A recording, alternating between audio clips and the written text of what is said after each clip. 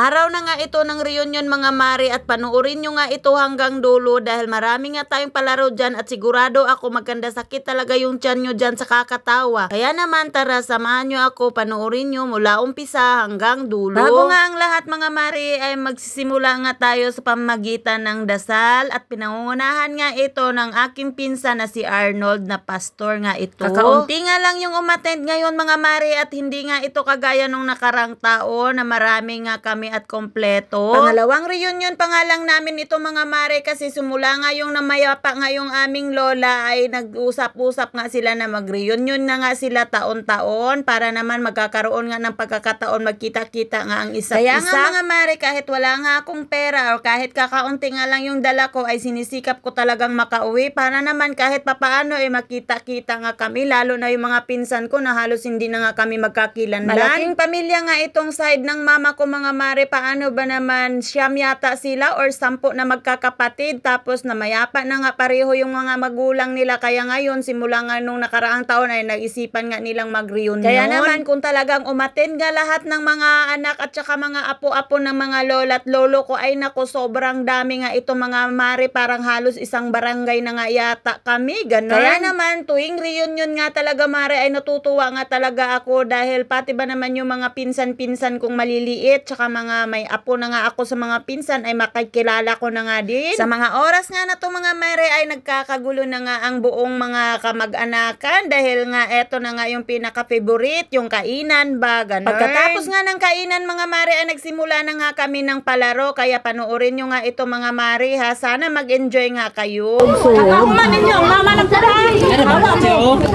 Onya na pod. Matanggal, matanggal pag maano.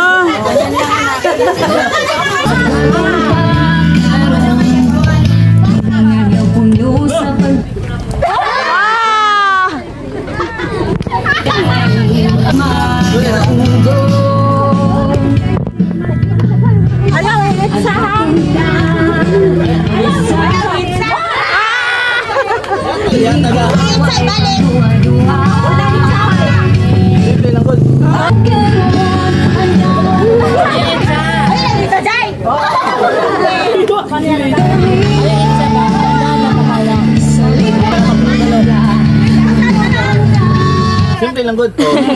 Kitang.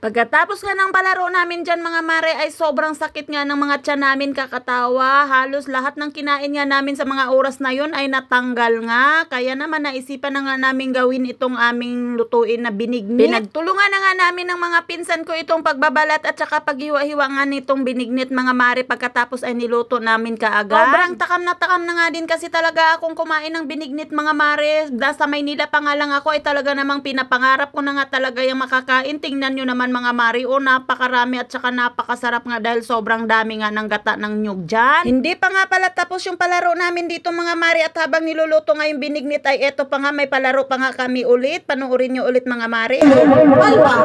Paula. Palwa. Paula. Palwa. Paula. Palwa. Palwa. Palwa. Paulo. Palwa. Paulo. Palwa. Palwa. Paula. Hello. Wala mo ko hindi natin maparin. Hello. Naruway mo mahal. Kita sa plane. Paula. Palwa. Paula. Palwa. Palwa. Paulo. Paulo. Paula. Paula.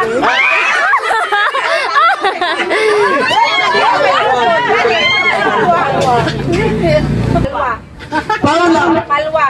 Paula. Palwa. Paula. Palwa. Magaling na. Palwa. Paula. Palwa. Paula. Palwa. Paulo. Ulit siya okay na. Okay na sa inyo. Palwa. Palwa. Palwa. At habang naghihintay nga kami na maluto yung binignit namin dyan mga mare ay nagmamaritisan nga kami ng pinsan ko na si Jubilo. Kinagabihan na nga ito mga mare at nagsama-sama pa nga ulit kami dyan kumain. At ipapakilala ko nga pala sa inyo ang aking mga magagandang tiyahin. Eto nga pala si Auntie Arlene. Tingnan nyo, napakayayamanin yan mga guys. At eto naman si Auntie Cora, bunso nga ito nila. Tapos eto naman si Auntie Rosie, nakamukha ko nga daw. At ito naman si Auntie Alice. Kaya naman kung umabot kayo dito sa kapanood ng video ko, hi, salamat naman mga mare at pinagtsatsagaan nyo yung voiceover ko. Pa-like, follow and share naman mga mare. Yun lang, bye!